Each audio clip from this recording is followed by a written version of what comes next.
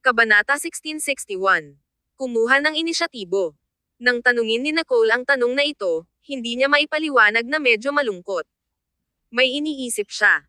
Sinabi ni Julie na hindi sinasadya, pagsunod-sunod ng sinasadya, ang palabas na ito ay nangyayari. Sa una, hindi ko inisip na dumating ng personal. Matapos ang ilang pag-iisip, mas mahusay na magkahiwalay ng ilang sandali. Kung hindi ako umalis, hindi ko alam kung ano ang gagawin ko. Marahil ay masisira ko siya sa isang akma ng galit. Mababa ang boses ni Julie. Bagaman ang kapatid ni Nicole ay si Kai, ang dalawa sa kanila ay pinakamahusay na mga kaibigan na nakakaalam ng mga lihim ng bawat isa. Kaya, hindi nila may tatago ang anumang bagay sa bawat isa. Ayaw ni Julie na isuko si Kai, ngunit hindi rin niya nais na isuko ang kanyang karera. Pagkatapos ng lahat, ang kanyang karera ay ang pinakadakilang backer ni Julie, at hindi si Kai. Hindi alam ni Julie kung paano pumili sa pagitan ng dalawang ito. Ang mga pakiramdam ng dalawang tao ay hindi sinasadyang naging downcast habang nag-uusap sila. Natagpuan ni Julie ang isang dahilan upang may hang up ang telepono. Tumingin si Nicole sa blackout screen at nagyelo. Sa pagtingin sa oras, naisip ni Nicole na si Clayton ay dapat na bumaba sa eroplano. Bakit hindi niya ito tinawag? Sa nakaraan, sa tuwing nagpunta si Clayton sa isang paglalakbay sa negosyo, lagi niyang sasabihin kay Nicole pagdating niya, ngunit sa oras na ito. Tumakas ba siya? Biglang naisip ito ni Nicole at nakaramdam ng kaunting kakaiba. Paano niya may isip iyon? Gayunpaman, ang pag-uugali ni Clayton mula kahapon ay kakaiba lamang. Hindi ito maaaring baliwalain ni Nicole kahit na gusto niya.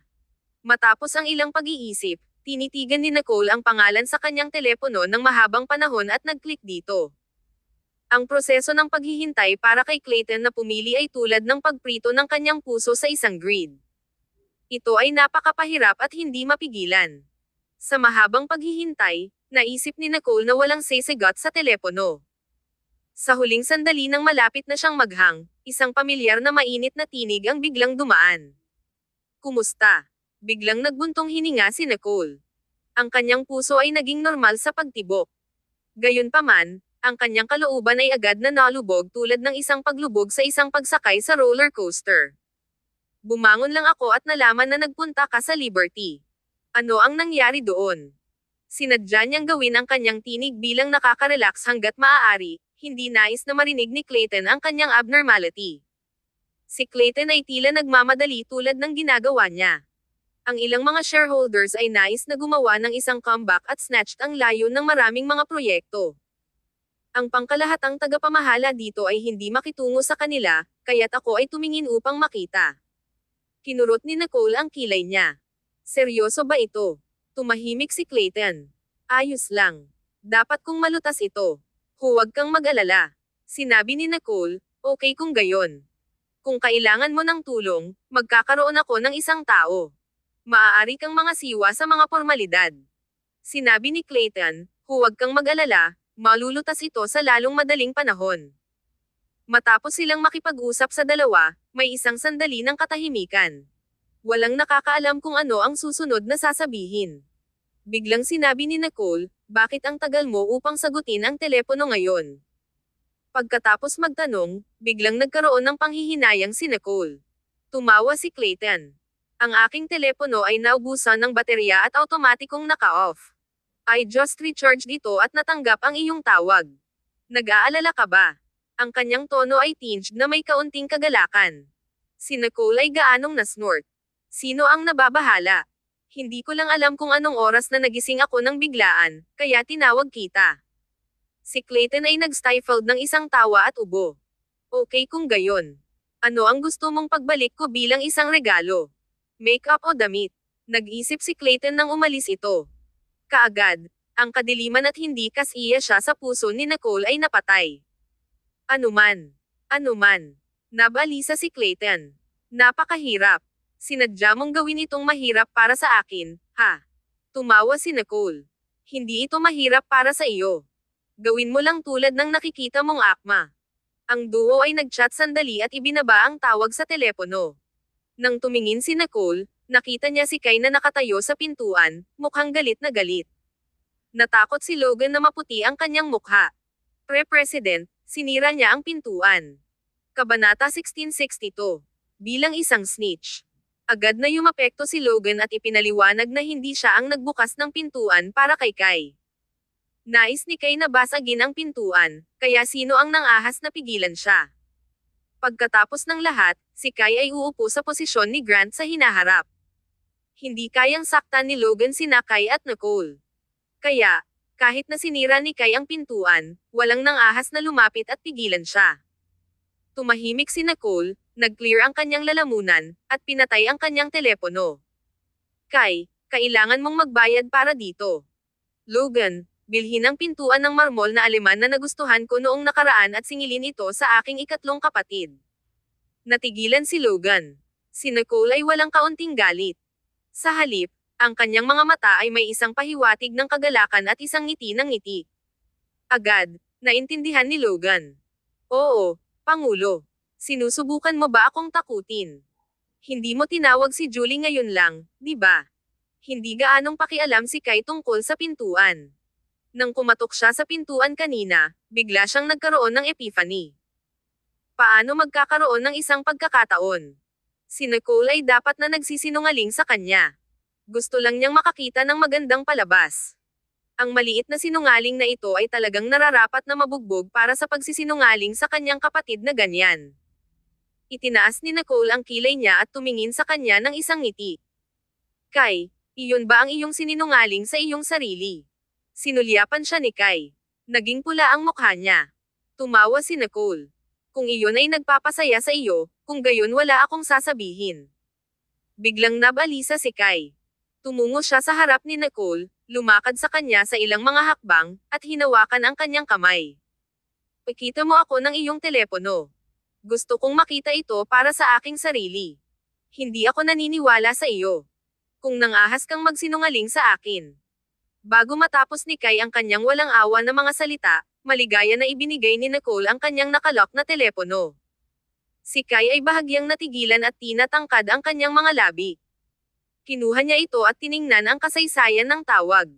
Sa isang iglap, ang kanyang mukha ay naging mapatla. Hinahangaan ni Nicole ang kanyang mukha sa libangan. Paano nakakaaliw? Nag-click siya sa kanyang dila at tumawid sa kanyang mga binti habang nakaupo siya sa sofa, mukhang nakaka-relax at smug. Saan napunta ang lahat ng iyong enerhiya sa pag-aakit sa batang babae na iyon sa labas? Bakit ka mukhang isang walang listahan na manok ngayon? Kai, kahit na kapatid mo ako, si Julie ang aking matalik na kaibigan. Kung ang dalawa sa iyo ay hindi maaaring gawin itong gumana, kung gayon mas mahusay na hindi saktan ang bawat isa. Pagkatapos ng lahat, hindi ko nais na mawala siya. Ang mukha ni Kai ay nagbago ng malaki. Ang mga sulok ng kanyang bibig ay umiikot, at mayroong isang komplikadong hitsura sa kanyang mga mata. Hindi niya alam kung ano ang sasabihin. Anong bagay na walang kaparirikan ang iyong spouting? Bakit namin masasaktan ang bawat isa? Kami ay gumagawa ng napakamabuti. Matigas pa rin si Kai. Mahusay. Tumahimik si Nicole at itinaas ang kanyang mga mata upang tumingin sa kanya. Huwag pilitin ito. Si Julie ay naiiba sa ibang mga kababaihan. Hindi siya makatayo sa pagbasag at muling magkasama, kaya ang iyong ginagawang trick ay hindi gagana sa kanya. Kulang si Julie ng seguridad, kaya hinanap niya ito sa kanyang karera. Siya ay kumapit sa tagumpay ng kanyang karera at hindi pinakawalan upang siya ay mabuhay. Kung nasaktan si Julie sa emosyon ay hindi na siya magtiwala muli sa taong iyon kahit sino ito. Hindi kailanman kinaladkad ni Julie ang kanyang mga paa. Kahit na hinahangaan ni Nicole ang pagpapasya ni Julie. Kaya, alam ni Nicole na kung nagpatuloy si Kai sa kanyang mga paraan, malapit na silang maabot ang isang punto kung saan ang kanilang relasyon ay lampas sa pag-aayos. Tinatangkad ni Kai ang labi niya. Isang kadiliman ang nag-splash sa kanyang mga mata. Ano ang sinabi niya sa iyo? Itinaas ni Nicole ang kanyang kilay at walang tigil na humigop ng cold na kape. Ano pa ang masasabi niya? Si Kai ay malalim na hininga. Nadama niya na may lugar upang palayain ang lahat ng kanyang pent-up na enerhiya. Tumalikod siya at sinulyapan ang mga taong nanonood ng drama mula sa pintuan. Lumabas ka. Si Logan ay hindi naglakas loob na magtagal at agad na pinangunahan ang karamihan. Ang nilalaman ng kanilang pag-uusap ay hindi para sa alinman sa kanila na makinig. Nang makita na umalis ang lahat, nakaupo si Kai sa sofa sa tapat ni Nicole at sinabing walang magawa, Lil-en, ano talaga ang sinabi niya sa iyo? Hindi mo sinabi sa kanya ang sinabi ko kanina, di ba? Kabanata 1663. Bulag ako. Nag-aalala talaga si Kai ngayon. Masyado ba siyang nagtanong sa oras na ito, kaya't kung bakit biglang tumakbo si Julie? Sinulyapan ni Nicole si Kai at nakita na talagang nag-aalala siya. Wala akong sasabihin. Malinaw na gusto kayong dalawa, kaya bakit ko gugustuhin na masira ka? Bumantong hininga si Kai at ngumiti. Kaya, ano ang sinabi niya?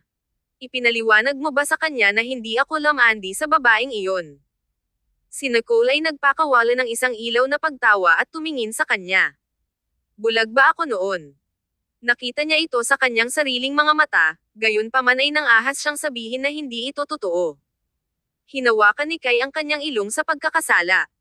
Ito ang aking unang araw sa opisina, kaya nararapat akong maging mabuting termino sa lahat, di ba? Kailangan kong mag-iwan ng magandang impresyon sa lahat.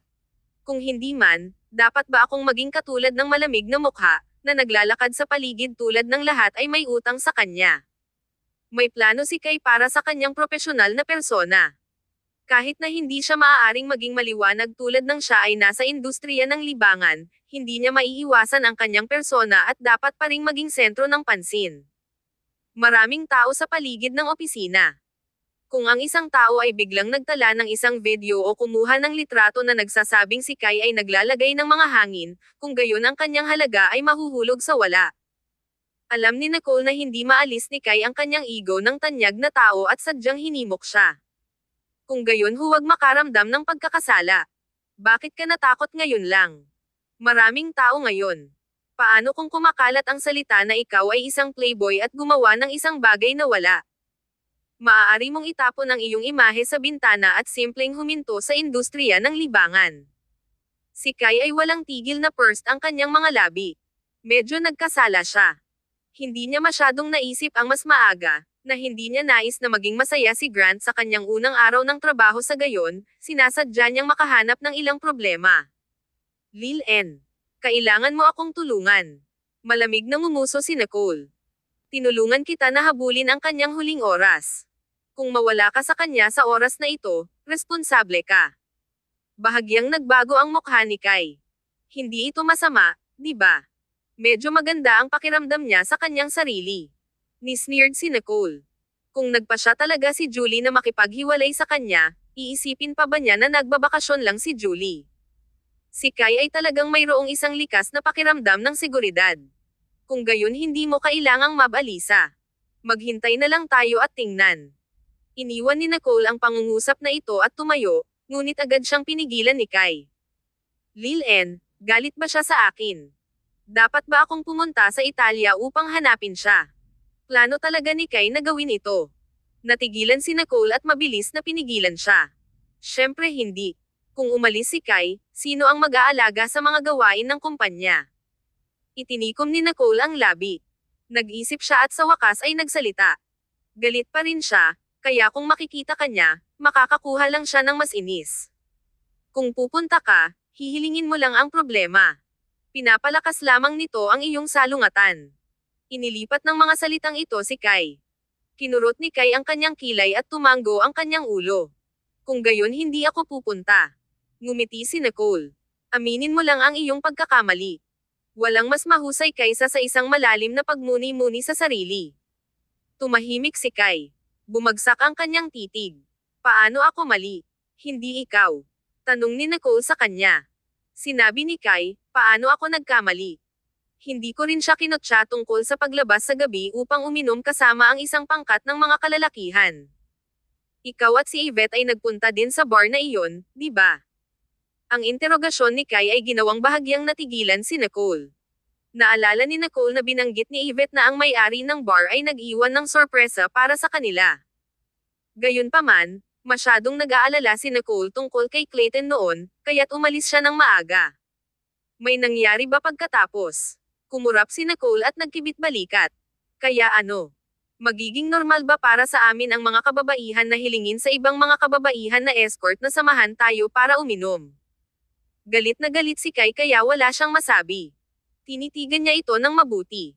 Hindi maiwasang tumawa si Nicole. Ito ay dapat na ideya ni Yvette. Si Julie ay hindi ganoong uri ng tao. Hindi mo ba siya kilala? Kahit na ito ay isang okusyong panlipunan, alam ni Julie ang kanyang limitasyon. Hindi sa banggitin, ito ang aming pribadong partido, kaya ano ang ikinababahala mo? Kabanata 1664. Iba't ibang mga pananaw sa mundo. Bumagsak sandali ang mga mata ni Kai habang kinurot niya ang kanyang mga browser. Lasing siya bilang halimaw. Ito ba ay tinatawag na alam ang kanyang limitasyon? Alam ko na ang ilang mga pelikulang namuhunan niya kamakailan ay lahat ay nawala na bust, alinman dahil sa mga problema sa mga aktor o dahil ang film ay tumalikod mula sa pagpapalaya. Alam kong nagagalit siya, ngunit hindi na kailangang mag-alala tungkol sa pera. Tumingin sa kanya si Nicole. Bakit hindi mo siya pakialam? Kung ang ating pamumuhunan ay patuloy na nawawalan ng pera, mababahala rin tayo. Gaano karami ang mayroon siya doon? Blurted si Kai. Bakit kailangan niyang ilagay sa sobrang pagsisikap? Sumimangot si Nicole sa kanya. Lumiliko kayo, may iba't ibang mga pananaw sa mundo ha.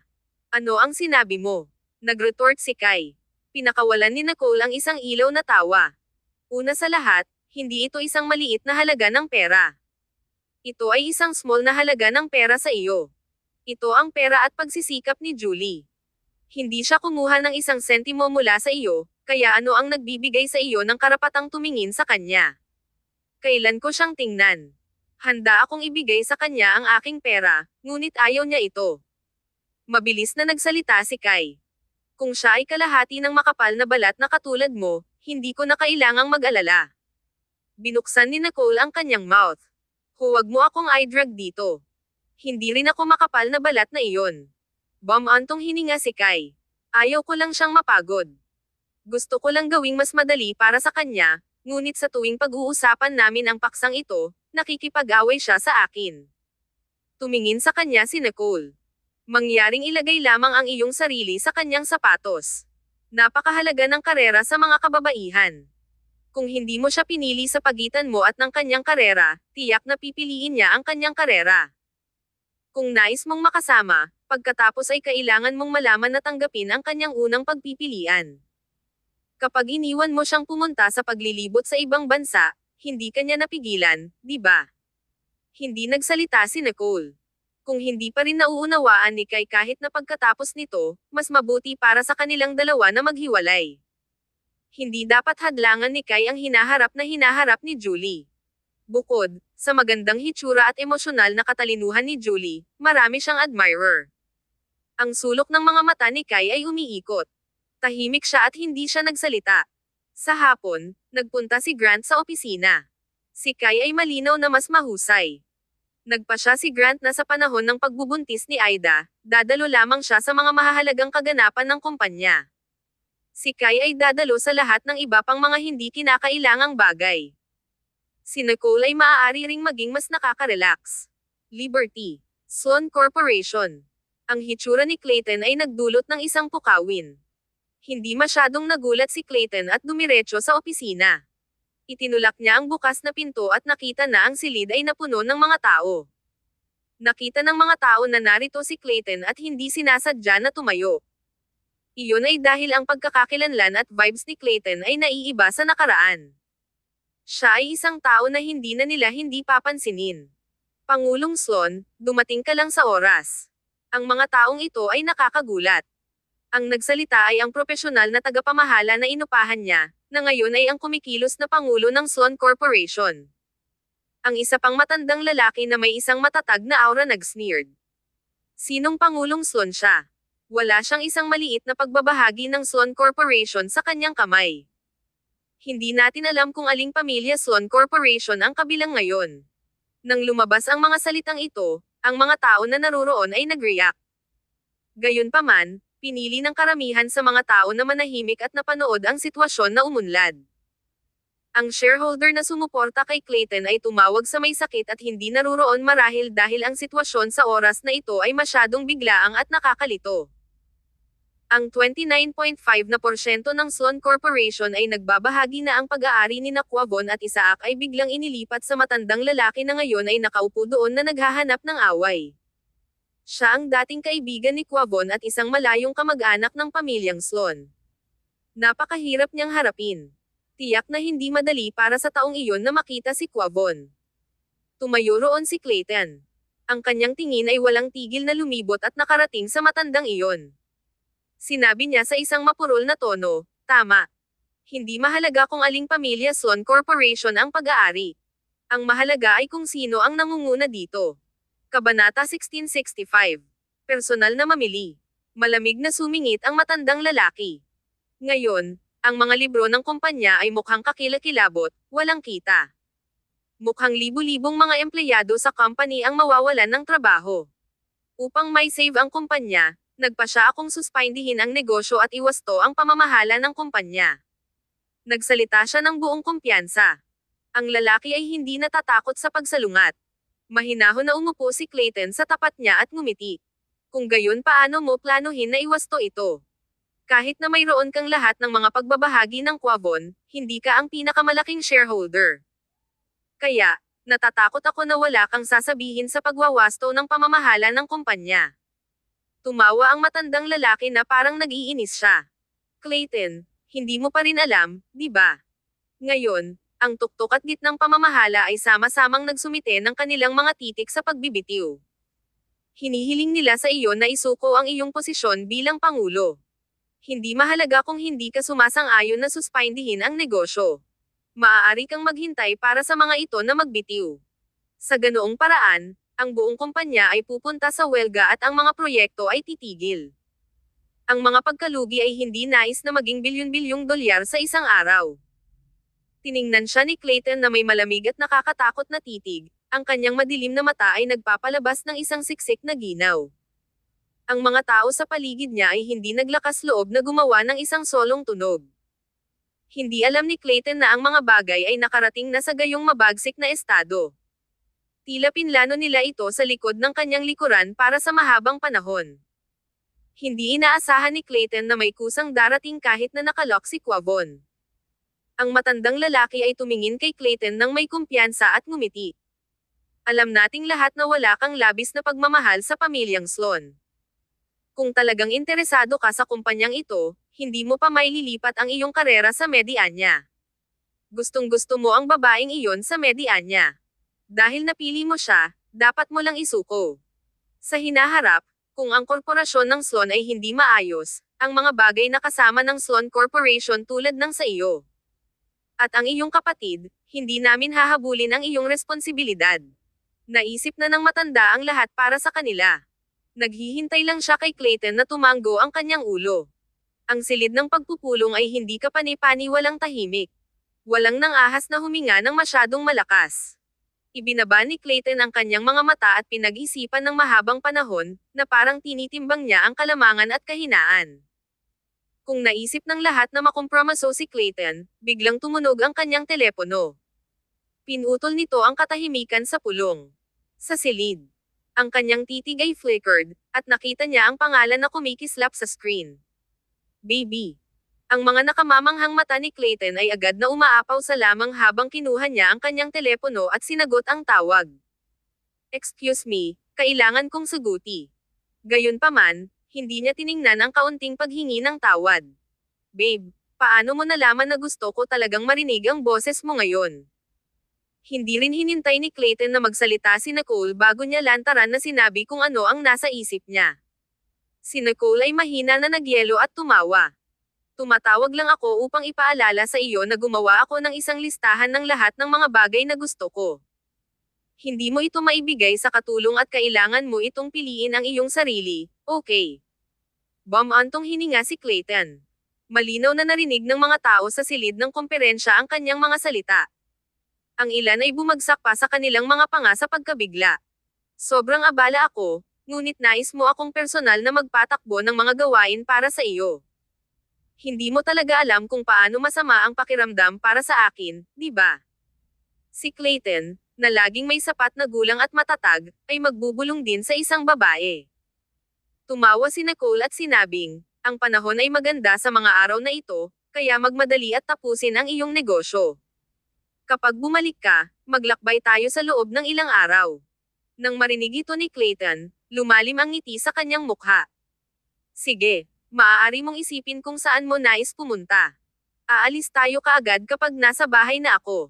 Kalmado ang tono ni Nicole. Mahusay. Pagkatapos magmadali. Kung patagilan mo pa, hindi ako magiging nasa kalagayan na umalis. Oo, ma'am. Hindi ako makapaghintay. Narinig ni Nicole ang mainit na tinig ni Clayton at mas maganda ang pakiramdam. Ang kanyang nakaraang pag-aalala ay napatay. Si Clayton ay hindi tulad ng ibang tao. Hindi siya maaaring magalit sa kanya.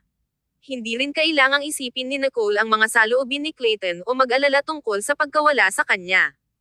Anong mga problema ang hindi nila maipasa? Ibinaba ni Clayton ang telepono. Nang lumingon siya, ang lahat sa silid ay nakatitig sa kanya. Ang ngiti sa kanyang mukha ay agad na kumupas. Ang kanyang mukha ay naging malamig tulad ng siya ay naging ibang tao sa isang mata. Kabanata 1666. Ang mga dapat mawala. Nakita ng matandang lalaki na si Clayton ay nakatuon sa mga kababaihan, kaya't naging masiraan siya. Si Clayton ay masyadong bata pa at pinahahalagahan ang kanyang damdamin kaysa sa kanyang buhay. Naisip mo ba ito? Ang mga babaeng medianian ay madaling lokohin. Hanggat pinupukaw mo siya, hindi siya nagmamalasakit sa kasalukuyang sitwasyon ng Sloan Corporation. Ang profesional na manager sa gilid ay nais na sabihin ang isang bagay.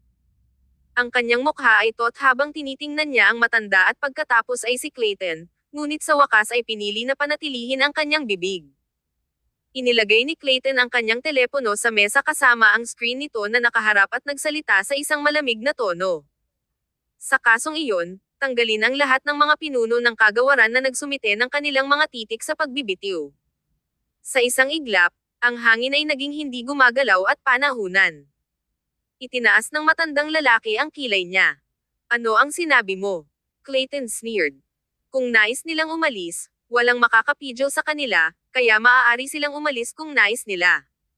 Ito ay magiging mababaw kahit na panatilihin natin ito. Hindi mo sinasadyang hindi nais na gawin ng kumpanya ng maayos. Ang matandang lalaki ay nakapin kay Clayton, na ang kabuhayan ng lahat ay nasa kanyang mga kamay. Ito ay isang moral na pagkidnap. Sinulyapan siya ni Clayton. Wala akong pagpipilian dito. Sa hinaharap, kung nais ng isang tao na sundin ang iyong paraan at maghimagsik, kung gayon ang mga patakaran at regulasyon ng kumpanya ay hindi kailangang umiiral. Kung ang lahat ay nagtitiis at nanatili, ang Sloan Corporation ay hindi matretrato sa kanila ng hindi maganda kung maaari nating tid sa krisis na ito. Tiningnan ni Clayton ang profesional na tagapamahala na ngayon ay ang kumikilos na pangulo. Sinusuportahan ka namin ni Miss Stanton.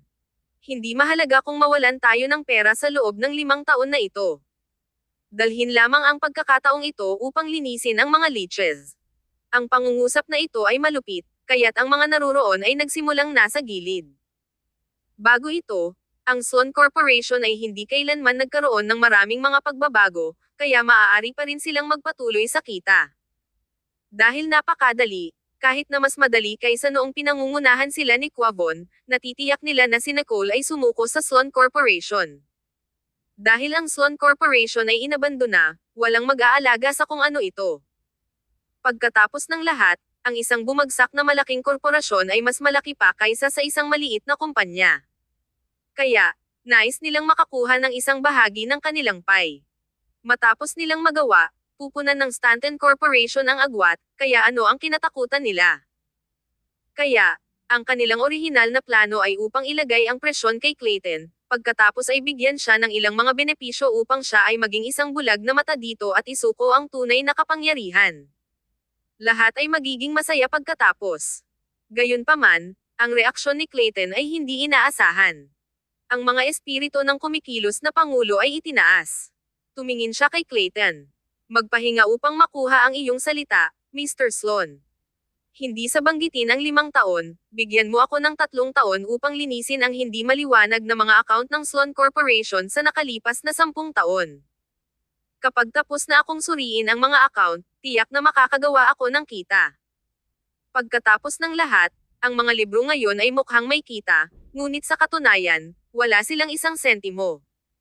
May mga oras na mukhang napapanatiling pagkalugi, ngunit hindi nila alam kung saan napunta ang perang. Ang mataas na pamamahala ng Sloan Corporation ay isang gulo. Ang matandang lalaki na katabi niya ay mukhang maliwanag. Suriin kung anong mga account. Pinag-uusapan natin ang iba pang mga isyu ngayon. Ang mga taong iyon ang gulugad ng kumpanya. Kung umalis sila, sino ang magiging responsable para dito? Si Clayton ay tumingin sa kanya ng walang pag-iingat at tumawa. Hindi ko inaasahan na makakapaglubid ka sa napakaraming tao sa maikling panahon. Dahil handa silang sundan ka, hindi ko sila panatilihin. Ang mga nais umalis ay maaaring umalis. After Clayton finished, he stood up and buttoned his suit in a fluid motion. Sinabi niya ang nalalabi sa kanyang mga salita na salita para sa salita, na gumawa ng mga nakakatakot. Ito ang huling babala sa ilang mga tao. Alamin kung sino ang namamahala sa Sloan Corporation. Kung hindi ka namamahala, huwag subukang gumawa ng problema. Dapat suriin ang mga account. Kumuha ng isang profesional na ahensya ng third party upang suriin ng malinaw. Sa wakas, itaguyod ang mga may kakayahang, at huwag mag-spare kung sino mang dapat natanggalin. Kabanata 1667. Change a name. Sa ilalim ng maingat na titig ng lahat, natapos ni Clayton ang mga salitang iyon, umikot, at umalis. Hindi pinansin ni Clayton na ang mukha ng matanda ay naging maputi. Ang paghinga ng matanda ay naging mabilis din. Marami sa mga tao dito ay nandoon lamang upang manood ng drama. Gayunpaman, sa sandaling sila ay na-target, talagang maglakas loob ba silang lumaban sa mga tao ni Clayton? Tumayo ang kumikilos na pangulo at chased them out. Ang natitirang mga tao ay nagsisimulang mag-alala tungkol sa kanilang sariling mga sitwasyon. Upang maging matapat, hindi nila kayang bayaran ang mga kahihinatnan ng pagsuri sa mga account. Ito ay magiging napakasama. Bumalik noon, may humikayat sa kanila. Nang ahas silang gawin ito dahil inilipat ni Clayton ang kanyang focus sa media niya, at binigyan niya ng kontrol ang Sloan Corporation. Ngayon, tila hindi ito ang nangyari. Ang natitirang bahagi ng mga tao ay nagsimulang maging natakot. Ano ang dapat nating gawin? Dapat ba tayong magbitiw?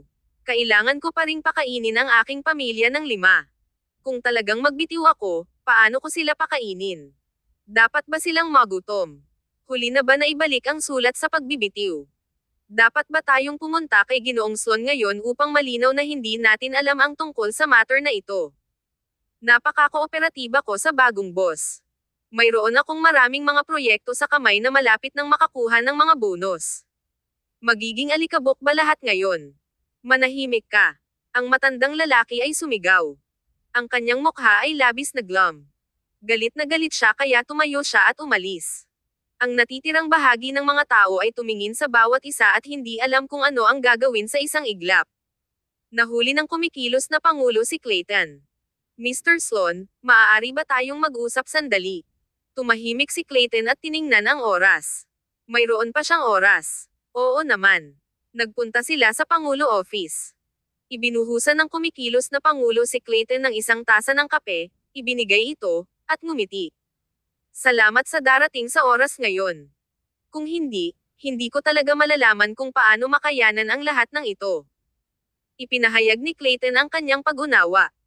Ang iyong profesional na kakayahan ay palaging napakahusay, at nakaranas ka sa paghawak ng mga gawain ng kumpanya. Ngunit ang relasyon sa loob ng Sloan Corporation ay komplikado na may maraming mga interes na kasangkot. Kapag pinipigilan mo ang kanilang mga interes, tiyak na gagantay sila. Ito ay isang bagay na inaasahan ko ng matagal. Mas mabuti kung maaari kang manatili ng personal. Kapag ang kumpanya ay nasa tamang track, magiging maayos ang lahat. Bumantong hininga ang kumikilos na pangulo.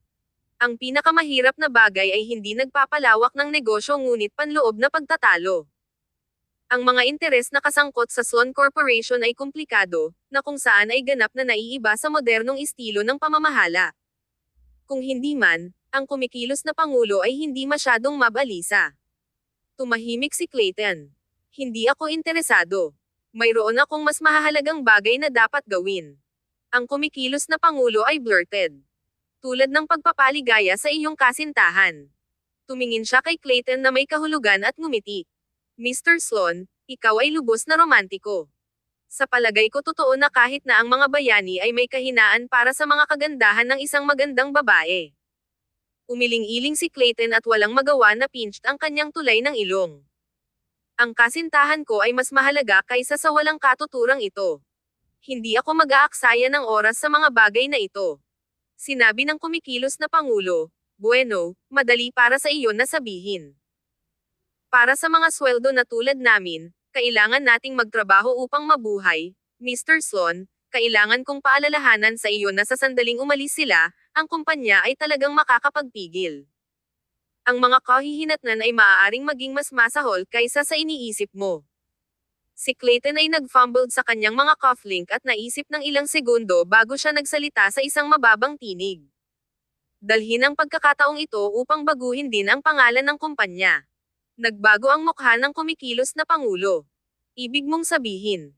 Ibinaba ni Clayton ang kanyang ulo at pinakawalan ang isang malamig na pagtawa. Alam mo at pareho kung gaano karaming mga namamahagi ang pamilyang Sloan sa kumpanyang ito.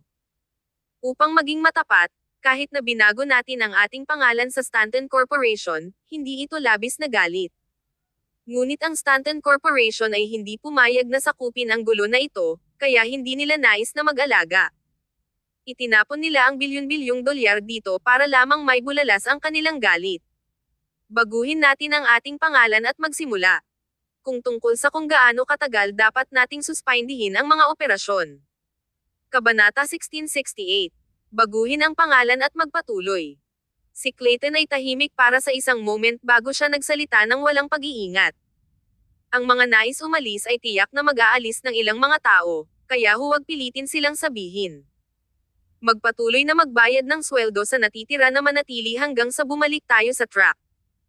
Makakakuha ako ng mga ahensya ng third party mula sa Medianya at Liberty upang makipagtulungan at suriin ang mga account ng kumpanya. Pagdating ng oras, magkakaroon ka ng mas maraming gawain na gagawin. Ang kumikilos na Pangulo ay kumalas sa kanyang kamay ng isang mapait na ngiti. Hindi ko nakuha ang aking taunang sweldo nang wala. Walang mga alalahanin, ngunit, ang mga account ay hindi maaaring suriin ng magdamag. Nag-flick ang mga mata ni Clayton habang tinitingnan niya ang kumikilos na Pangulo. Ang mga account ay hindi magiging malinaw, ihinto lamang kapag nakikita mong angkop. Ano ang ibig mong sabihin doon? Tumawa si Clayton. Linisin ang buong pamamahala ng senior. Alamin ang mga nakipag-away sa pamilyang Sloan sa pribado at sunugin ang mga taong ipinagkanulo ang mga interes ng kumpanya. Ang kumpanyang ito ay bulok mula sa core. Kung nais mong ibalik ito sa buhay, kailangan mong putulin ang mabulok. Kahit na masaktan ito sa una, kailangan pa nating gawin ito. Ang kumikilos na Pangulo ay tumingin kay Clayton sa katahimikan ng ilang segundo at biglang ngumiti. Akala ko talagang sumuko ka sa lugar na ito, ngunit sa wakas ay napagtanto ko ngayon na ikaw ang pinaka nagmamalasakit dito. Natigilan sandali si Clayton at ngumiti. Nakikipag-usap lang ako bilang isang tagamasid ng third party. Inaamin ko na mayroon akong personal na agenda para sa pagnanais na kunin ang pagkakataong ito na alisin ang hindi pagkakaunawaan. Biglang tumawa ang kumikilos na Pangulo. Ang iyong personal na agenda ay pareho sa akin. Alam ng kumikilos na Pangulo mula sa araw na kinuha niya ang Sloan Corporation na ang panloob na pamamahala ng kumpanya ay bulok sa core. Kung nais niyang ipagpatuloy ang pamana, kailangan niyang maging handa na hindi kapakipakinabang para sa susunod na 5 o 6 na years. Gayunpaman, nag-aalala siya na ang pamamahala ng kumpanya ay hindi hahayaan sa kanya at gawin siyang papasok sa kanilang papay. Ang dalawang lalaki ay tumingin sa isa't isa na may isang ngiti at naintindihan ang mga hangarin ng bawat isa. Hanggat matatag si Clayton sa kanyang paninindigan, ang kumikilos na Pangulo ay tiwala na umikot sa mga mahihirap na oras na ito. Tumahimik si Clayton ng ilang segundo. Ginugol ni Nicole ang maraming pagsisikap na dalhin ka rito, di ba? Itinaas ng kumikilos na Pangulo ang kanyang kilay, tila medyo nagulat. Mr. Sloan, akala ko hindi mo alam ang tungkol dito. Ngumiti si Clayton. Sinabi niya sa akin mula sa simula na inirerekomenda ka niya. Hindi nakakagulat na hindi ka natatakot na suulan nila ako. Umiling-iling ang kumikilos na Pangulo. Sa kasong iyon, Ang lugar na ito ay ganap na nasa iyong mga kamay, hindi ko maaaring pangalanan ang kumpanya, di ba? Kinuha ng kumikilos na pangulo ang kanyang mga balikat. Hindi magandang iwanan lang ito. Nag-atubiling sandali si Clayton at kinuha ang kanyang telepono. Tanungin ko si Nicole. Ang kumikilos na pangulo ay hindi nagsasalita at naisip, wow, si Ginoong Sloan ba ay masunurin sa ganoong sukat? Bakit kailangan niyang hilingin sa opinyon ni Miss Stanton sa isang maliit na bagay? Si Nicole ay nagsasagawa ng isang hindi tamang pagpupulong nang makatanggap siya ng isang video call na si From Clayton. Oo, ito ay isang tawag sa video. Galit siya sa kanyang mga subordinate na ang isang proyekto para sa pagkawala ng isang proyekto sa kanilang karibal. Ang apat na kaugnay na pinuno ng departamento ay walang pag-iingat. Naupo sila sa tanggapan ni Nicole na may trepidation habang natanggap nila ang kanyang puot. Tumingin si Nicole sa mga tao sa harap niya ng malamig na mga mata. Isang sandali ng kawalang ingat. Ang proyektong ito ay na-snatch. Hindi mo ba naisip kung bakit nangyari ito? Ang manager ng proyekto ay sumabay sa kanyang sarili at sumagot, ito ay dahil pansamantalang na-backtrack ang kapareha dahil may nag-alok ng mas mababang presyo kaysa sa ginawa namin. Malamig na tumango si Nicole. Nalaman ko at ang kasosyo ay nagtatrabaho sa atin ng maraming taon at palaging nagbigay ng isang taus-pusong presyo. Sinadya mong ibababa ang presyo upang mas maraming komisyon, di ba? Malamang na tumingin siya sa manager ng proyekto sa harap niya. Si Nicole ay hindi nagpakita ng anumang awa. Ang mukha ng manager ng proyekto ay agad na naging mapatla. Natatakot siya na broke siya sa malamig na pawis. Kabanata 1669. Iyon ang iyo. Ang supervisor ng proyektong ito ay na-recommend ng HR dahil sa kanyang mahusay na pagganap. Isang taon na lang siyang nasa trabaho nang makita niya ang pagkakataong ito. Noong nakaraan noong siya ay nasa ilalim na antas, madalas din niya itong ginawa. Sino ang nakakaalam na sa oras na ito, hindi siya mapalad na ang kapareha ay napakatindi at tumanggi na magbayad ng higit pa. Kaya, binabago niya mismo ang kasunduan. Ang susunod na araw, tinawag siya sa tanggapan ni Nicole. Biglang tumunog ang telepono ni Nicole at ginambala ang pag-uusap na ito. Sinulyapan sila ni Nicole, inalis ang kanyang malamig na titig, at lumingon upang kunin ang tawag sa video ng may ngiti. Hello. Ang apat na tagapangasiwa sa harap ni Nicole ay napanood habang ang kalagayan ni Nicole ay naka-180 degree. Napabuntong hininga sila. Lahat sila ay lihim na pinupunasan ang kanilang pawis. Hindi napansin ni Nicole ang kanilang mga aksyon at hindi gumawa ng tunog.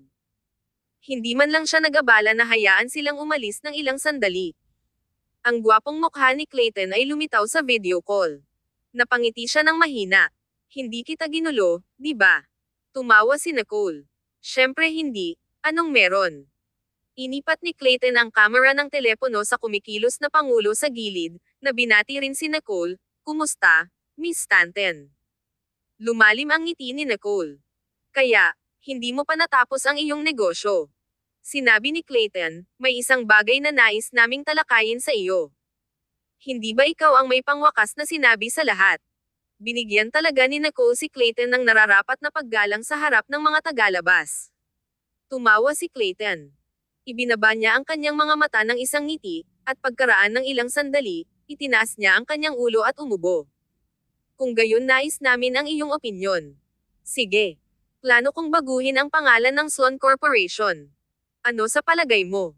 Sa sandaling sinabi ito ni Clayton, sumimangot si Nicole at nagyelo. Ang Sloan Corporation ay orihinal na bias sa pamamahala ng estilo ng pamilya. Bagaman sila ay malakas na background, ang kanilang mga kamag-anak at interes ay malalim na isinama. Ang Sloan Corporation ay may isang napapailalim na kadena ng mga interes. Kung binago nila ang pangalan ng kumpanya, magiging sanhi ito ng isang pukawin. Nagpasya ka. Seryoso na tinignan ni Nicole si Clayton. Tumango si Clayton. Alam ni Nicole na kahit na si Clayton ay hindi interesado sa Sloan Corporation, hindi siya tatayo at panuurin ang Sloan Corporation na nabangkarote dahil sa mga pagsisikap ni Liam at hinaharap ni Michael. Gayunpaman, napakahirap isave ang gusali mula sa pagbagsak. Nang makuha muna ni Nicole ang kumpanya, wala siyang gaanong pag-asa dito. Si Nicole ay nakaka-relax ng lahat ng isang biglaang at dahan-daang huminga. Wala akong opinyon. Kung kailangan kong pumili ng isang pangalan, sa palagay ko mas mahusay na huwag masyadong patnubayan ng lokal na kultura ng Liberty. Pagkatapos ng lahat, ang mga tao at mapagkukunan ay nandoon. Bakit hindi natin ito tawaging SF Corporation? Gayunpaman, ang mga titik lamang ang naiwan ng mas maraming silid para sa interpretasyon. Natigilan sandali si Clayton. Ang kanyang mga mata ay naiilawan ng bahagya. S ay para kay Stanton, di ba? Sa palagay ko ay mabuti. Kumusta naman si F? F para sa pamilya. Iyon ay dapat na sa iyo. S ay hindi para sa Stanton. Ito ay nakatayo kay Sloan. Ito ay sa iyo. Ngumiti si Nicole at tiningnan siya sa buong screen. Nakita niya ang kanyang dumbfounded na mukha at ang kanyang mga mata na umaapaw sa emosyon. Natatakot siyang makita si Clayton na naantig. Gayunpaman, hindi niya maiwasang tretuhin siya ng mas mahusay. Ang mga paligid ay tahimik na walang tunog. Maging ang kumikilos na pangulo sa gilid ay dumbstruck. Hindi niya inaasahan ang relasyon na ito sa pagitan nilang dalawa. Bagaman sikat si Clayton sa mundo ng pamumuhunan ng Libertyan, ang pera ay madalas na dumating sa pamamagitan ng mabilis at mapanganib.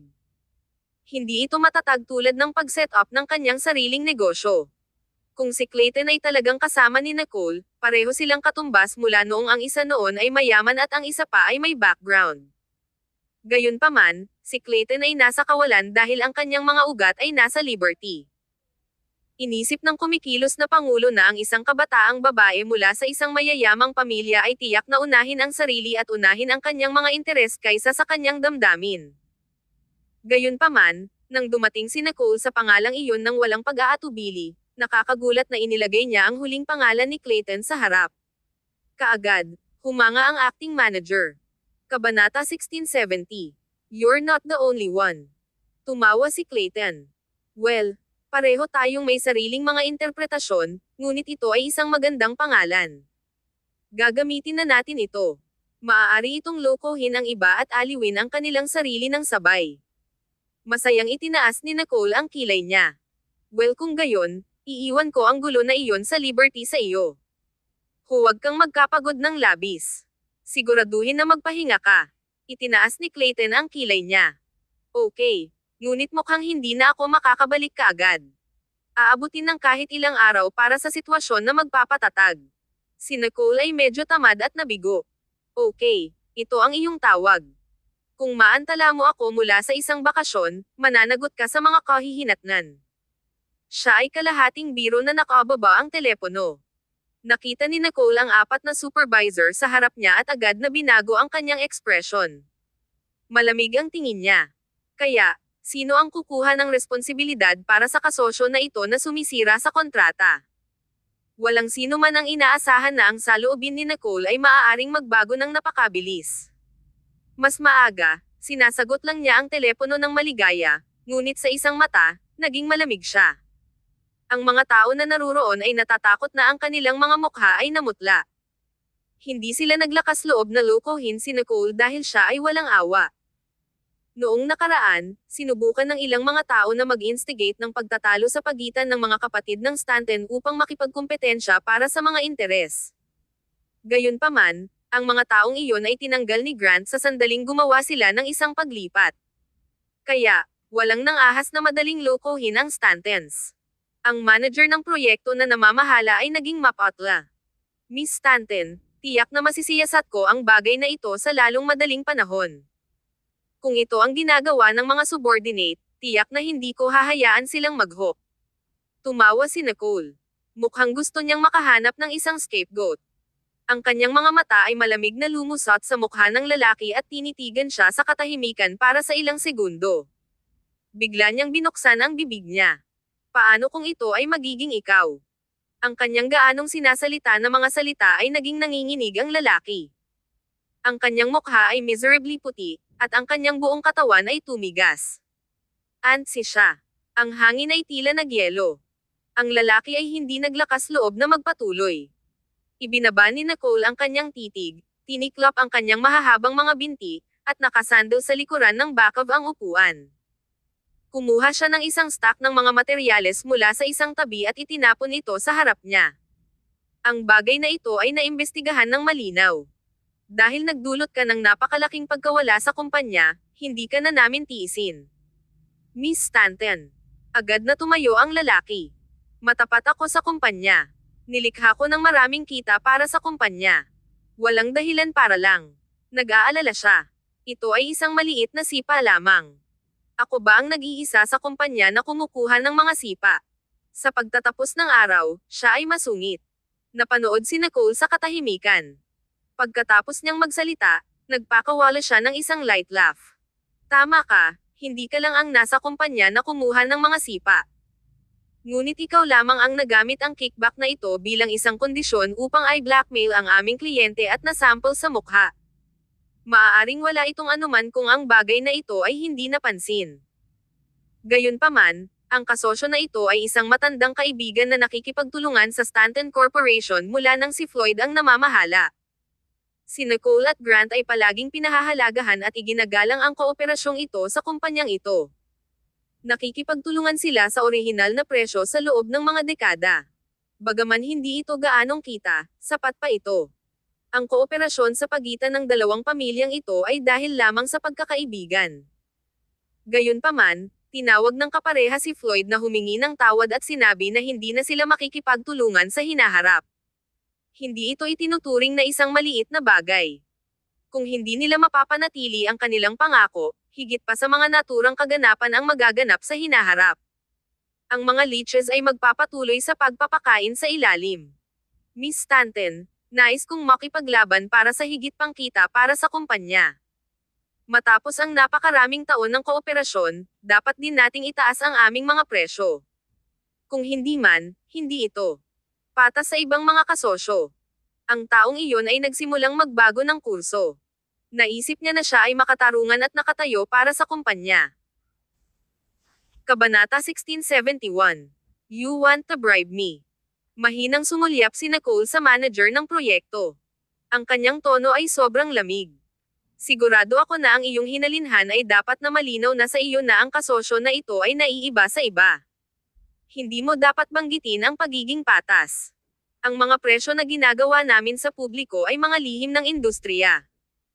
Kung maglakas loob kang ibunyag ang mga ito, sisiguraduhin kung hindi ka maaaring magpatuloy sa industriya na ito at gumugol ng ilang oras sa bilangguan. Napakahusay ng kanyang mga mata na ang manager ng proyekto ay nanginginig ng bahagya.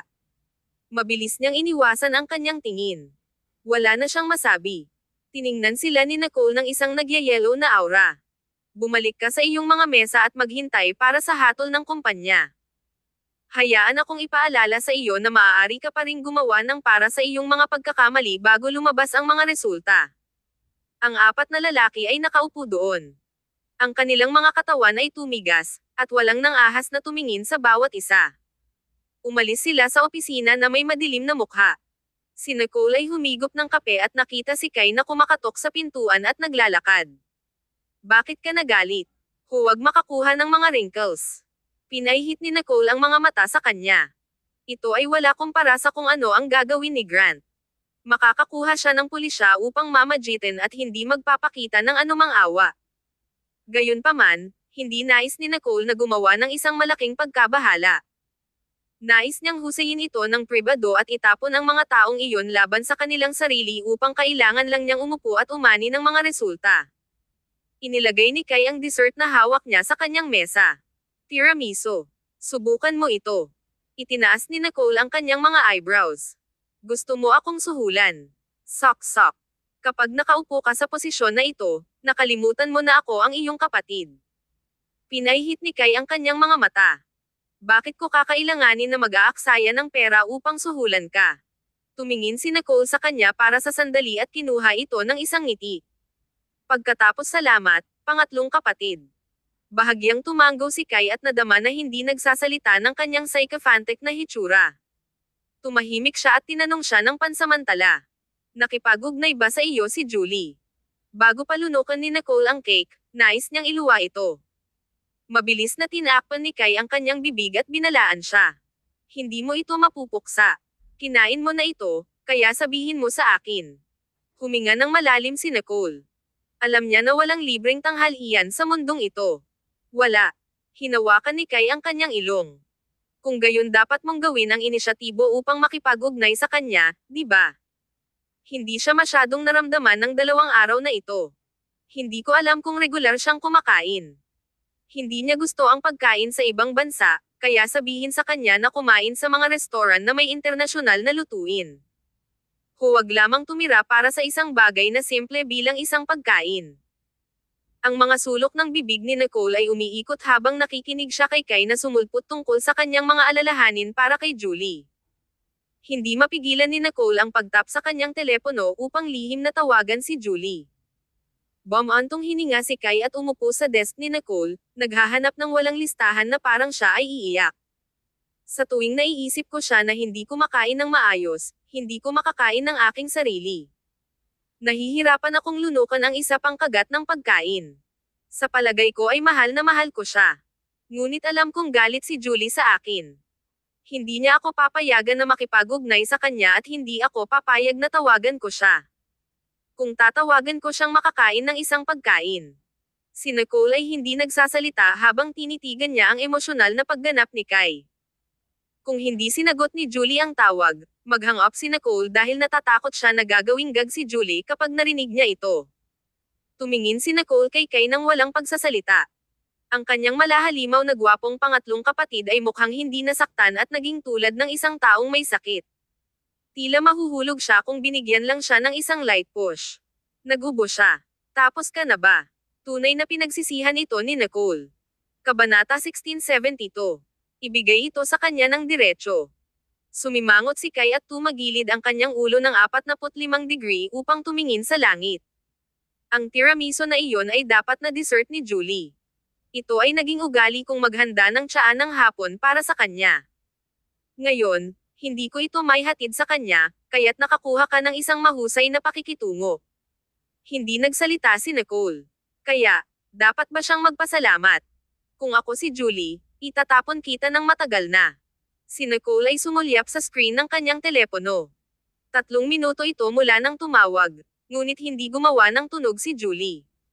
Dapat siya ay nakikinig. Nagsalita si Kai. Paano mo maihahambing ang aking Julie? Ang mga mata ni Nicole ay malamig, at agad na sinipa siya sa labas ng kanyang tanggapan. Umalis ka.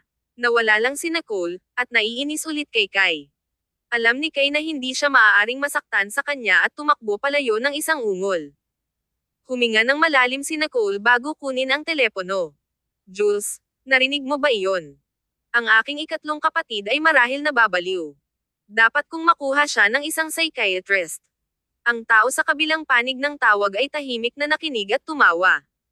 Sinasabi lamang niya ito sa iyo. Palagi siyang matatag sa harap ko. Sino ang nagmamalasakit? Kung ipinakita niya sa iyo ang kanyang tunay na form, sa palagay ko hindi mo na siya matiis ng matagal. Nagsalita si Nicole. Sinabi ni Julie, hindi yun kinakailangan. Mas gusto ko kung mas prangka siya upang hindi ko na kailangang hulaan kung ano ang iniisip niya. Tumahimik si Nicole. Kung kasama mo siya o hindi, susuportahan kita ng buo. Ngunit kung nag-iisip ka, huwag mag-atubiling at i-rip ang band-aid kanina. Dahil siya ang aking kapatid, ibigay mo lang ito sa kanya ng diretso. Makalipas ang ilang sandali, ang tono ni Julie ay nakaka-relax. Huwag kang mag-alala. Hindi ko balak na makipaghiwalay sa kanya. Gusto ko lang siyang malaman kung nasaan ang aking linya. Bumantong hininga si Nicole at suportado ang kanyang baba gamit ang mga kamay. Totoo yan. Bihira kong makita si Kai na nagsasalita at kumikilos ng maingat. Dadalhin ko na ang flight pabalik. Sabihin mo sa kanya na lumapit at kunin ako. Tumawa si Julie. Itinaas ni Nicole ang kilay niya. Walang problem. Marahil ay mamamatay siya sa kagalakan. Nabitin lang ni Nicole ang telepono nang mag-barge si Kai mula sa labas. Ano ang sinabi niya? Babalik ba siya? Nag-eavesdrop ang kaba sa aming pag-uusap. Si Kai lamang ang may kakayahang gumawa ng ganoong bagay. Gaano kahihiyang. Itinikom ni Kai ang labi niya. Sinusubukan lang kita upang makita kung ikaw talaga ang kapatid ko. Hindi ako. Magaan si Nicole. Mabilis na lumakad si Kai at pumunta sa likuran sa mga balikat ni Nicole. Lil N, Lil Josa, Lil Princess. Sabihin mo sa akin, ano ang sinabi niya? Bakit ko sasabihin sa iyo? Alam mo na ba na tinawag ko siya kaya nagsimula kang kumilos lahat ng kahabag-habag? Kinwestiyon siya ni Nicole ngunit masayang nasiyahan sa masahe. Malinaw na nagsalita si Kai. "Malady, narinig ko lang kayo sa telepono pagkatapos kong lumabas, kaya tumakbo ako pabalik. Kung alam kong nasa tawag ka sa kanya, hindi ko sasabihin iyon. Gaano ako kawalang alam. Makakaapekto ito sa kanyang mahusay na imahe sa puso ni Julie." Batay sa pakikipag-usap kay Julie ngayon, naniniwala si Nicole sa mga salita ni Kai. Bumantong hininga si Nicole. "Okay, pagkatapos ay patatawarin kita." Ano ang sinabi niya? Nagmamadali ang tanong ni Kai. Nag-atubiling sandali si Nicole at sinasadyang pinapanatili siyang suspense. Babalik na siya. Talaga? Kailan? Natuwa si Kai na hindi niya kinontrol ang puwersa sa kanyang mga kamay. Hindi niya sinasadyang pinch si Nicole na masyadong mahirap, na ginawa ni Nicole Wins sa sakit. Natakot si Kai kaya nagmamadali siyang hinaplos ang kanyang mga balikat. "Sorry. Pasensya na." Pinahihit ni Nicole ang mga mata sa kanya. Bukas. Pumunta sa paliparan upang kunin siya. Kabanata 1673. Sa isang relasyon. Halos tumalon si Kai na may kagalakan. Ito ay isang mahabang panahon mula nang makita siya ni Nicole na labis na masaya. Tila mahalaga si Julie sa kanya. Hindi makialam si Nicole kung hindi sa katotohanan na siya ang kanyang ikatlong kapatid. Hinawakan ni Kai ang pisngi ni Nicole mula sa likuran at pinch ito. Masaya siya. "Mahusay. Aalis na ako ngayon at iiwan ang natitira sa iyo. Kailangan kong bumalik, maligo, at baguhin ang aking mga damit. Hindi ako masyadong nanggigitata ngayon." Nanlaki ang mga mata ni Nicole. "Anong oras na?" "Mayroong higit pa sa 10 oras hanggang bukas." Seryoso si Kai. "Ayokong maghintay para sa isa pang sandali. Manatili ako sa hotel sa paliparan at maghintay para sa madaling araw." Matapos sabihin iyon, umalis si Kai sa mataas na espiritu. Tumingin si Nicole sa kanyang likuran at umiling-iling. Ang mga tao ay bulag sa pag-ibig. Sina Nicole at Clayton ay nasa isang seryosong relasyon, hindi katulad ni Kai, na sobrang baliw. Si Clayton ay nasiyahan sa pangalang Nicole na dumating. Naisip niya siya, palagi. Tila lumalalim ang kanilang conflict. Tiningnan ng kumikilos na pangulo ang ngiti ni Clayton na hindi kumupas mula nang ibaba niya ang telepono. Bigla niya itong napansin. Si Miss Stanton ay talagang isang mahiwagang woman. Maaari ka ring gawin kang tila isang binata na nahulog sa pag-ibig sa unang pagkakataon. Nagbago ang mukha ni Clayton. Pinaikit niya ang kanyang mga mata at nakolekta ang kanyang ngiti. Totoo na ito ang unang pagkakataon ni Clayton na umibig. Ang mga nauna ay para lamang sa palabas. Si Clayton ay hindi kailanman interesado sa mga kababaihan na nagsagawa ng inisyatibo upang maginhawa sa kanya at labis na tinanggihan sila. Ang kapareho ay totoo para sa kanyang sariling ina, na maaaring ibenta ang kanyang sarili para sa kaluwalhatian at kayamanan. Nakita ni Clayton na halos oras na at tumayo.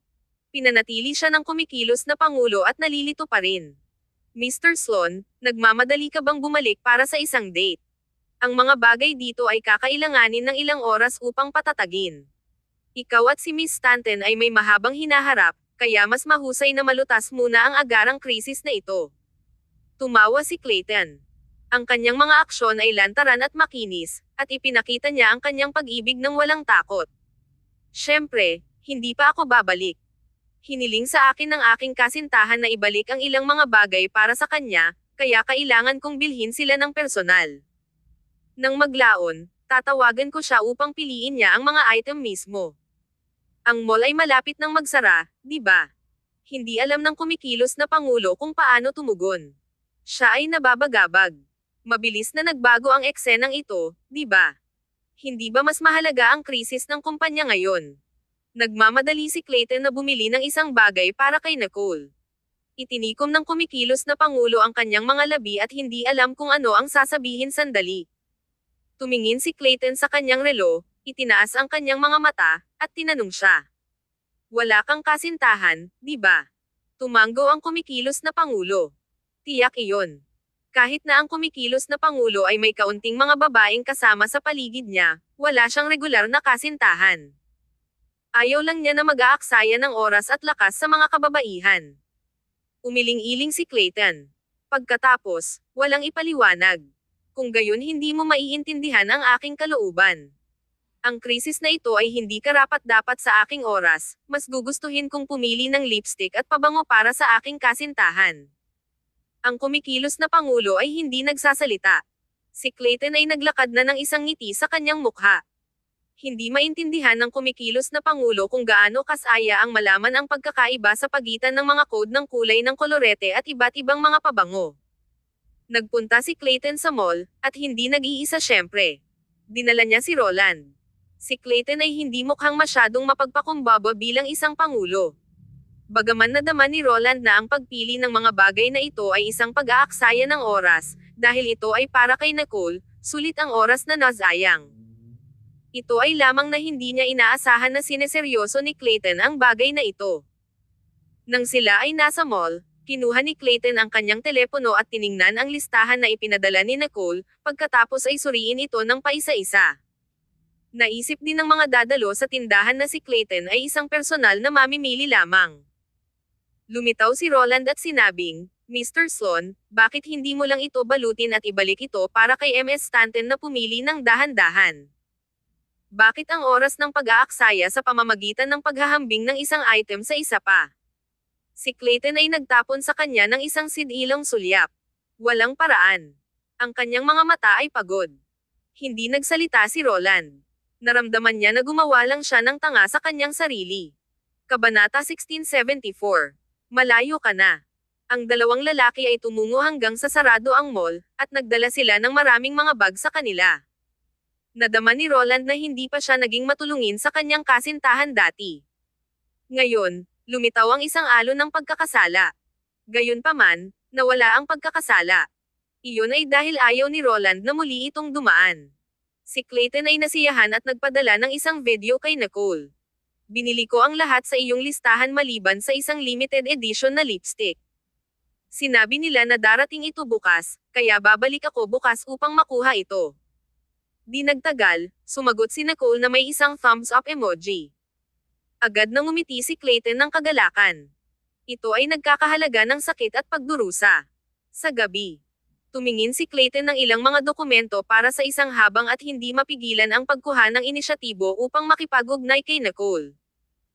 Bagaman hindi sila nasa magagandang termino nang umalis siya sa biyahe sa negosyo na ito, pagkatapos na kinuha ni Nicole ang inisyatibo na tawagan siya, ang bakas ng kadiliman sa puso ni Clayton ay nawala ng lubusan. Naisip ni Clayton, paano kung hindi tayo magpakasal? Mabuti rin kung nasa isang relasyon tayo magpakailanman. Hanggat handa siya, bakit masidhing hinihiling ko ang anumang bagay? Kung hindi siya handang magpakasal, nangangahulugan lamang ito na hindi ko pa nagawa. Pagkatapos ay dapat akong gumawa ng mas mahusay. Nakakonekta ang video call. Si Nicole ay naglalagay ng maskara at tiningnan siya ng walang ekspresyon. Okay lang ba ang lahat? Ngumiti si Clayton at umiling-iling. Hindi mo ba dapat tanungin kung okay lang ako? Tumawa si Nicole. Kung gayon okay ka lang. Hindi maganda. How come? Dahil miss na kita, kaya naramdaman ko lang. Nabuhay ako rito ng higit sa 20 taon, ngunit pagdating ko rito ngayon, naramdaman kong hindi na sariwa ang hangin dito.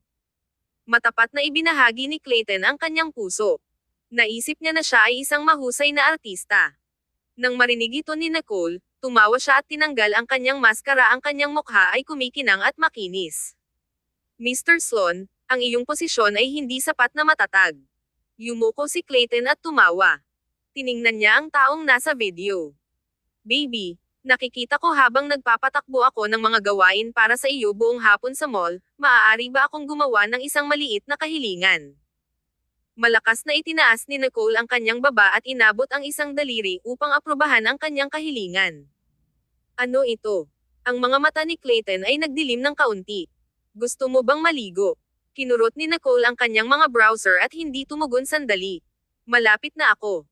Bago siya matapos na magsalita, bigla niyang naintindihan ang kahulugan ni Clayton. Kaagad, namula si Nicole, at hindi man siya mukhang diretso sa taong nasa video. Yoyo. Hindi ba masyadong marumi? Sinabi ni Clayton, ngunit hindi mo ba ito naaprubahan? Tumahimik si Nicole sa ilang segundo. Si Clayton ay talagang napakalayo. Sa ibabaw, siya ay parang isang abstinenteng Ginoo, ngunit bakit siya naging matapang kapag lumapit sa kanya? Masasabi lamang ni Nicole na si Clayton ay masyadong mahusay sa pagpapanggap. Gayunpaman, kapag naisip niya ang lahat ng init na ibinigay sa kanya, tila hindi niya tinanggihan ang kanyang lapit. Pareho silang isang mahusay na akma, espiritual at pisikal. Sa kaisipang iyon, hindi na nag-atubili si Nicole. Para sa kapakanan ng kanyang pagsisikap, kailangan niyang gantimpalaan siya ng kaunti. Gayunpaman, mas magdurusa lamang siya kung maaari lang niyang makita siya at hindi siya mahawakan. Ngumiti si Nicole ng matamis sa camera.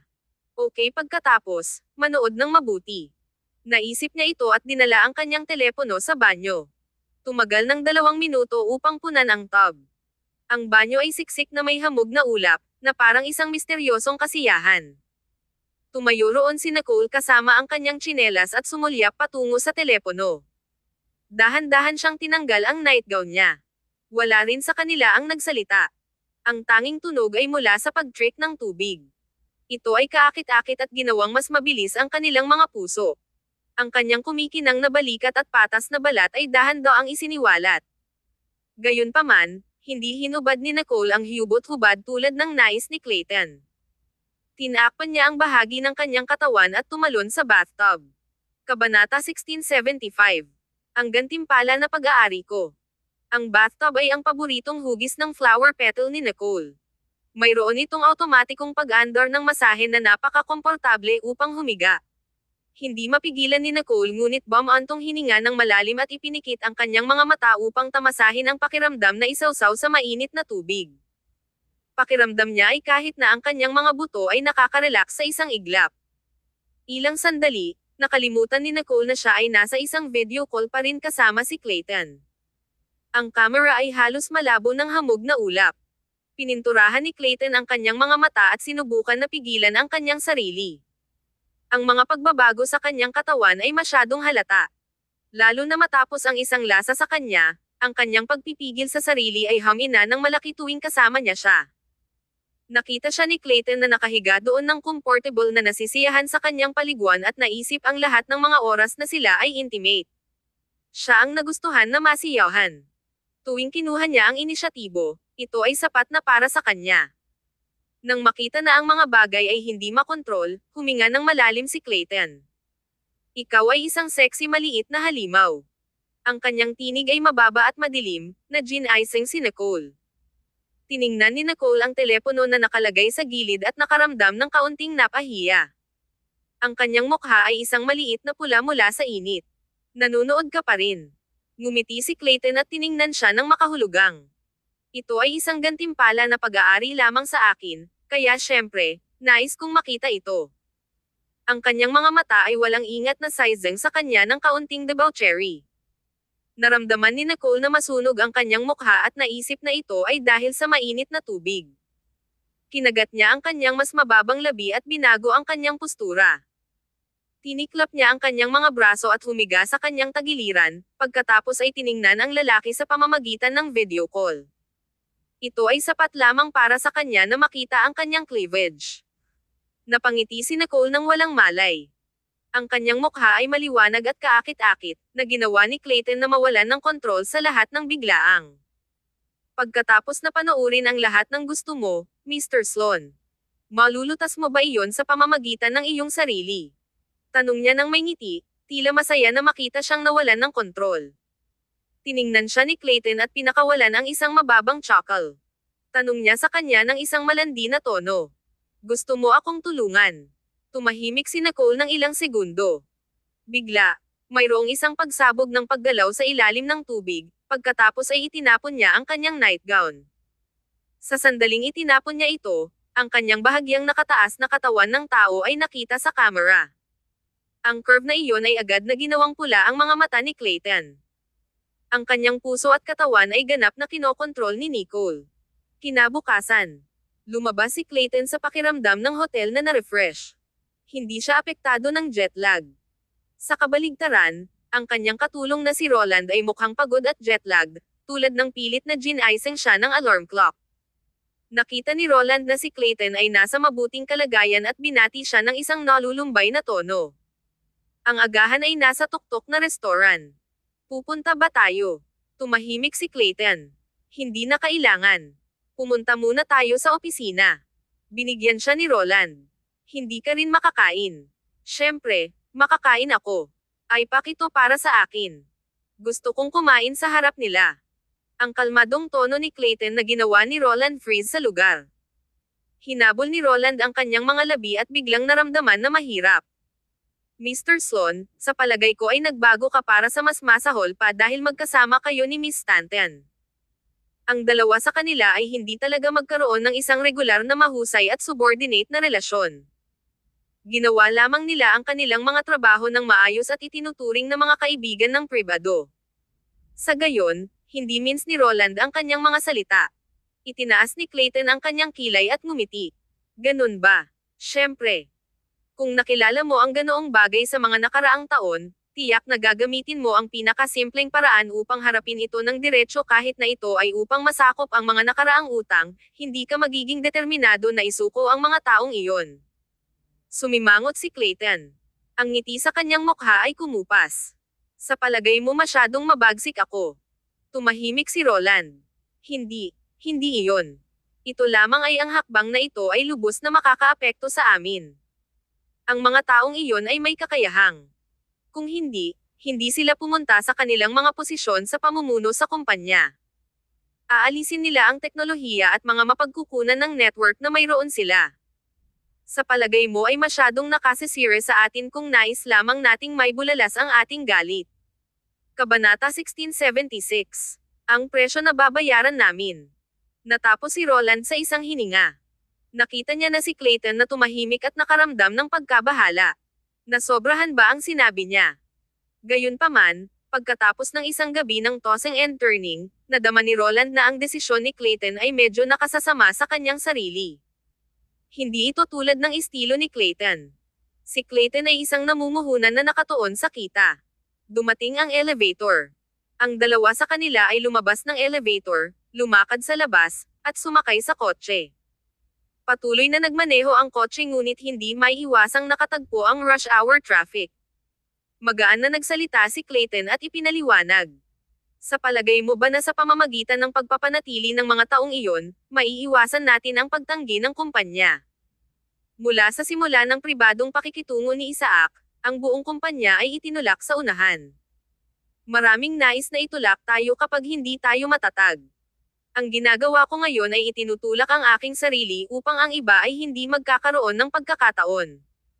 Tumahimik si Roland. Ngunit ang presyo na babayaran natin ay labis. Pinakawalan ni Clayton ang isang magaan na pagtawa. Ang presyo. Medyo cool at mapurol ang boses niya. Wala ito sa akin. Nasa pamilya ng Sloan.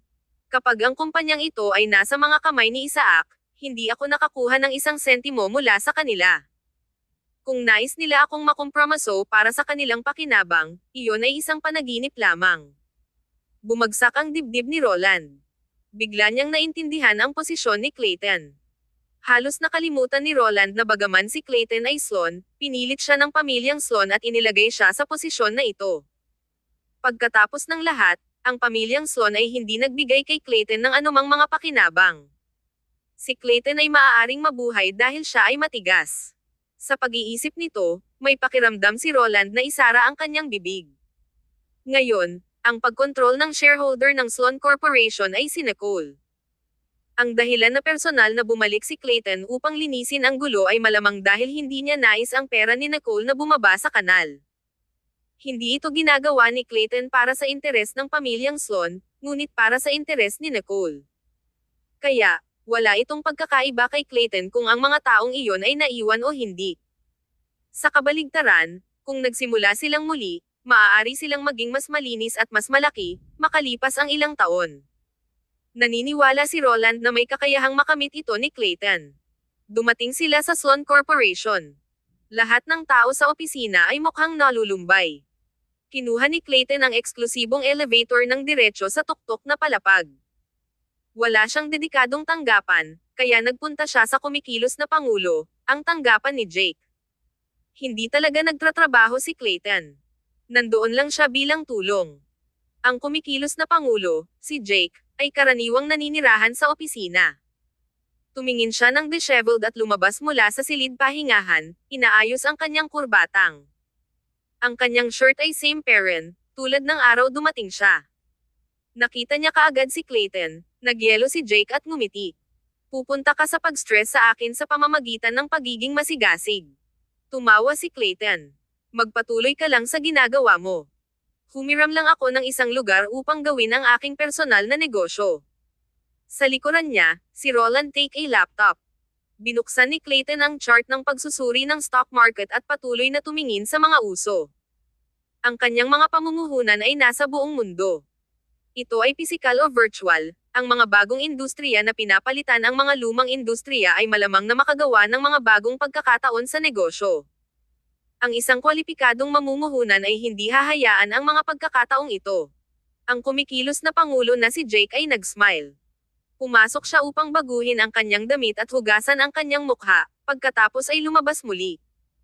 Nakakabit siya ng malaking kahalagahan sa kanyang imahe habang nag-ahit pa siya ng kanyang tuod. Ang dalawa sa kanila ay sinakop ang kalahati ng opisina ayon sa pagkakabanggit at hindi nakakagambala sa bawat isa. Si Clayton ay nasa lugar ng silid pahingahan sa loob ng opisina at may malinaw na pagtingin sa kung ano ang nangyayari sa labas, ngunit hindi siya makikita mula sa labas. Si Jake ay may kakayahang, ngunit nakakapagod ito sa pakikitungo sa mga lumang employees na nakasama sa Sloan Corporation ng mga dekada, kasama na ang mga nagbanta na magbitiw. Nagbanta sila na magbitiw at pamuna sa kumpanya dahil sa pagiging walang utang na loob. Si Jake ay hindi nagkamali, ngunit pinuna pa rin siya. Kung siya ay isang Sloan, maaaring hindi siya masyadong malungkot. Gayunpaman, siya ay tinanggap lamang upang maging ang kumikilos na pangulo na may mataas na sweldo. Sa huli, ang isang may hawak na aktwal na kapangyarihan ay si Nicole. Ngunit si Nicole ay hindi nababagabag sa hakbang upang malutas ang problemang ito. Kabanata 1677. Pagdagdag ng salary. Si Clayton ay hinaplos lamang ang kanyang kape at pinanood ang stock market, na parang wala siyang malasakit sa kung ano ang nangyayari sa labas. Sa loob lamang ng isang oras, higit sa 100 ng mga tao ang dumating upang husayin ang mga account kay Jake. Ang ilan ay nagpunta upang humingi ng kapatawaran, upang malugod si Jake, o bawiin ang kanilang mga titik sa pagbibitiw. Ang mga taong ito ay karamihan sa mga sumali lamang sa kumpanya at hindi pa nagtatag ng isang matatag na paglalakad. Ang iba ay nagpunta sa suhol kay Jake at ginamit ang lahat ng mga uri ng mga pamamaraan upang gawing bulag si Jake kapag nasuri ang mga account. Umiling-iling si Clayton at ngumiti. Napaka nakakaaliw. Makalipas ang 2 oras. Tumanggi si Jake na makilala ang sinuman. Napapagod na siya kaya halos hindi niya mabuksan ang kanyang mga mata. Nakita niya na si Clayton ay nakaupo doon ng walang tigil, nagbabad sa araw na parang nagbabakasyon siya. Pagkatapos, tiningnan niya ang kanyang malungkot na sarili. Sa isang iglap, hindi matanggap ni Jake ang kanilang malaking pagkakaiba sa mga pakiramdam. Naglakad si Jake at nagbuntong hininga. Mr. Sloan, tingnan ang sitwasyong ito. Ang pulong na iyon kahapon ay nagtapon ng kumpanya sa kaguluhan. Ang sulok ng labi ni Clayton ay may hawak na isang magaan na ngiti. Ito ay magiging mas gulo sa kalsada. Jake, kailangan mong maging handa sa pag-iisip. Hinaplos ni Jake ang kanyang mukha at mukhang walang magawa. Sige, pagkatapos ay gusto ko ng isang pagtaas ng pay. Kung makitungo si Jake sa isang nakakainis na gulo ng walang pagtaas ng sweldo, hihinto siya. Yumuko si Clayton at tumawa. Okay, ay triple ko ang iyong sweldo, ngunit ang iyong deadline ay nakakompress sa 2 taon. Matapos ang 2 taon, nais kong makita ang isang bagong-bagong SF na korporasyon na kumikita. Ang sulok ng mga labi ni Jake ay umiikot, at siya ay tumigas ng ilang sandali. Ito ay talagang isang halo ng tukso at panganib. Nabanggit ito ni Jake, at nakakagulat na nag-alok si Clayton sa taunang sweldo na triple kay Jake. Gayunpaman, ang deadline upang maibalik ang kumpanya sa track sa 3 hanggang 5 taon ay pinaikling sa 2 taon. Nangangahulugan ito na si Jake ay kailangang harapin ang isang mas komplikadong dilema at mapabilis ang proseso. Matapos mag-isip ng ilang segundo, tumanggo si Jake sa kanyang ulo at sumang-ayon. Pagkatapos ng lahat, tiwala si Jake na magagawa niya ito. It was just a matter of time. Ito rin ay isang personal na hamon. Kapag siya ay matagumpay, siya ay higit pa kaysa sa kumikilos na pangulo sa kalsada. Ang kanyang halaga ay aakyat. Ito ay isang bihirang pagkakataon. Okay, pagkatapos ito ay isang deal. Mr. Sloan, kailangan nating sabihin kay Miss Stanton tungkol dito, di ba? Ngumiti si Clayton. Kakausapin ko siya. Pinakawalan ni Jake ang isang buntong hininga at hinalinhan. Bigla siyang nakaramdam ng muling nabuhay. Ang mga paghihirap sa harap niya ay hindi na mga problema lamang, ngunit 3 beses ang kanyang taunang sweldo. Tumayo si Jake. Agad akong magkaroon ng someone post na mga pagbubukas ng trabaho upang punan ang bakanteng posisyon. Ang mga kondisyon ng the recruitment ay magiging mas mahusay kaysa sa dati upang ang mga aalis ay malalaman na ang kumpanya ay maaari pa ring mabuhay nang wala sila. Tiningnan ni Clayton si Jake na aprobahan. Iyon ay isang magandang plano, Jake. Maaari akong magrekomenda ng ilang mga tao sa iyo. Nagyelo si Jake, ibinigay ni Clayton ang stock ng mga materyales sa tabi niya kay Jake. Ito ang mga tao na pinilit ng pamamahala ng senior dati. Lahat sila ay may kakayahang at napakahusay na palitan ang mga nais magbitiw. Ang tono ni Clayton ay magaan, at ang sinabi niya ay tila casual. Gayunpaman, nadama ni Jake na bahagyang umalog sa kanyang puso. Ito ang pamamaraan na sa wakas ay naisip ni Jake pagkatapos ng buong gabi, upang palitan ang lumang kawani ng mga bagong hires. Kung ang mga bagong hires na ito ay ang mga nasidelined dati, hindi na niya kailangang mag-alala tungkol sa kanila na ipagkanulo ang kumpanya o nahuhumaling. Ito rin ay dahil sa kadahilanang ito na si Jake ay may kumpiyansa na magmungkahi ng isang pagtaas ng sweldo. Gayunpaman, hindi inaasahan ni Jake na naisip na ni Clayton at natagpuan ang mga taong iyon. Ang lahat ay tila nasa loob ng pagkakahawak ni Clayton. Si Clayton ay tunay na nakakatakot. Nababaluktot si Jake. Tumingin si Clayton sa kanya at ngumiti ng casual, ngunit hindi siya banayad. Jake, kakailanganin kita para sa pag-follow up. Bukas ang flight ko. Kung may mangyayari dito, maaari mo akong tawagan anumang oras. Kabanata 1678. Pambihirang pangangalaga. Talagang nais ni Clayton na mag-iwan ng mahabang panahon. Hindi siya mananatili kung hindi siya gumugol ng oras sa pag-screening ng mga bagong kandidato. Ang talento ang kanilang pangunahing problema. Ngayon na ang pinakamalaking problemang ito ay nalutas, hindi na kailangang mag-abala sa natitira. Itinikom ni Jake ang kanyang mga labi at hindi alam kung ano ang sasabihin. Nabawi niya ang kanyang pagiging malinis at nagtanong. Mr. Sloan, naisip mo na matagal na. Bakit hindi mo ito sinabi kaagad? Itinaas ni Clayton ang kilay niya. Ikaw ang pangulo, kaya ikaw ang namamahala. Kung hindi mo ito nabanggit, hindi ko rin ito sasabihin. Tinutulungan lang kita. Si Jake ay hindi nagsalita sandali. Nadama ni Jake na kung hindi niya sinabi ang ideya mismo, sadyang gagawa siya kay Clayton para sa paglabag sa kontrata. Pagkatapos ng lahat, walang mas mahusay na paraan sa ngayon. Pinahit ni Clayton ang screen sa harap niya upang mas malinaw na makita ni Jake. Ngayon ang mga stock ng Sloan Corporation ay nagsimula ng bumagsak. Kapag nagbitiw sila, mahuhulog pa ito. Mayroon akong isang tao na ilihis ang pansin upang makuha ang mga stock upang hindi ito maabot ang limitasyon. Tumahimik si Jake, nakataas ang kanyang mga mata, at tiningnan si Clayton ng same time.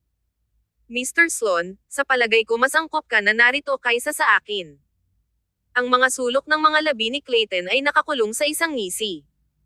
Hindi ako magsusumikap para sa Sloan Corporation, ngunit inaasahan ko ang pagdating ng SF Corporation.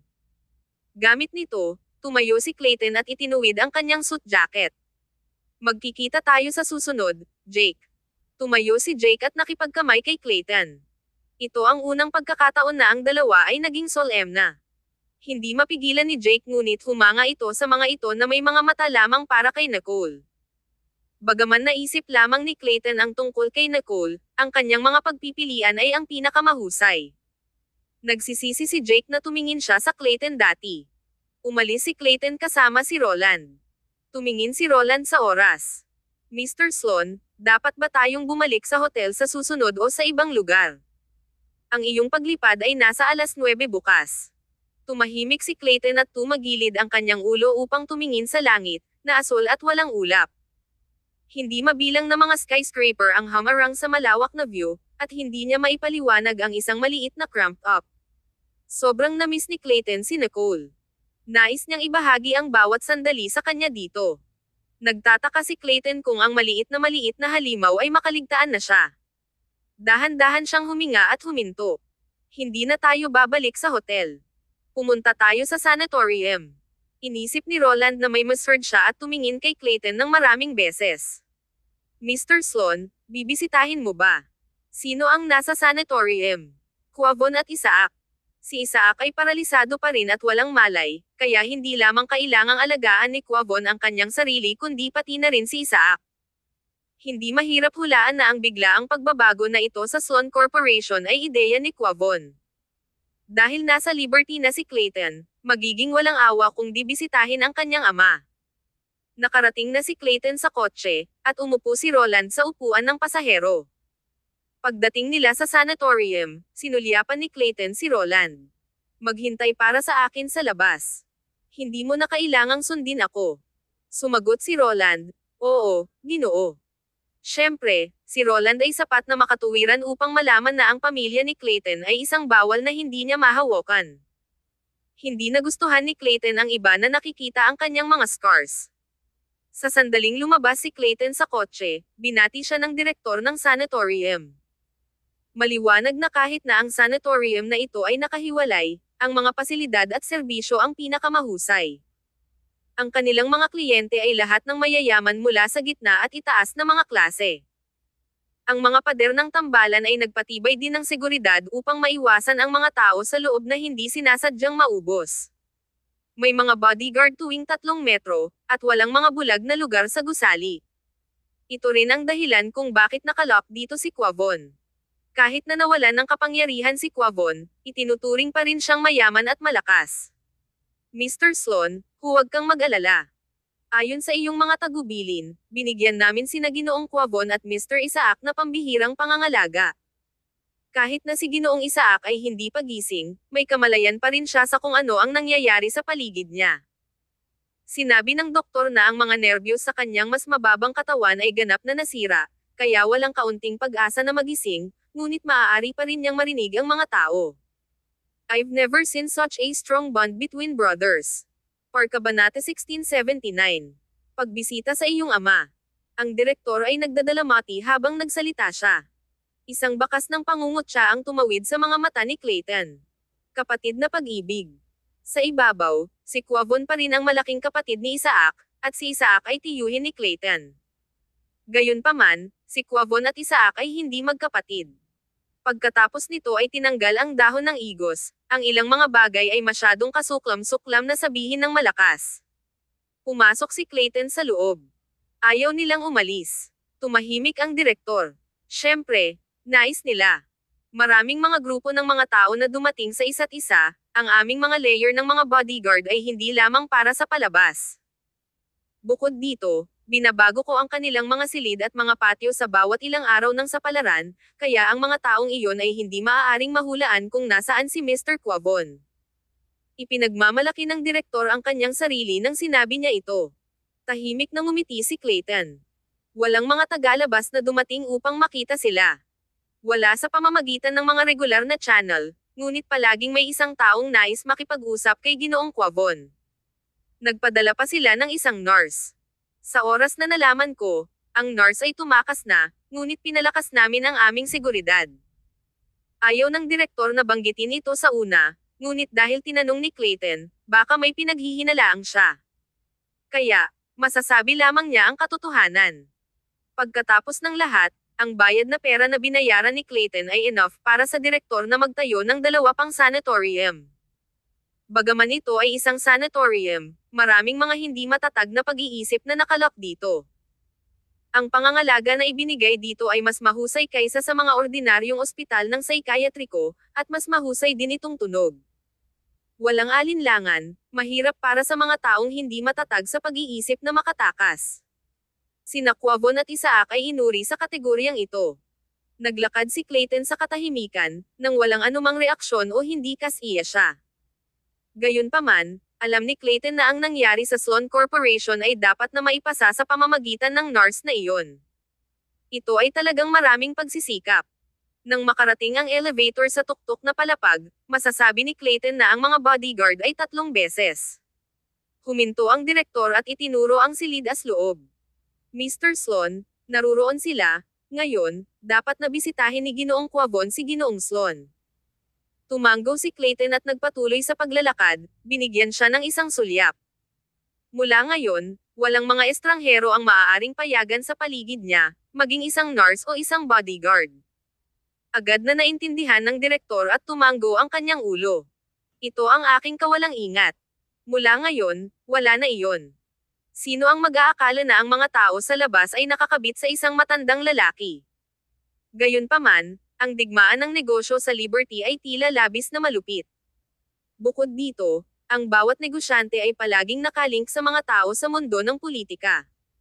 May mga komplikadong relasyon sa paglalaro na kasangkot sa maraming partido. Kaya, si Quavon ay isang mahalagang figure. Hindi mahirap hulaan na ang isang tao ay nais na gumamit ng huling halaga ng Quavon upang makamit ang kanilang pangwakas na layunin.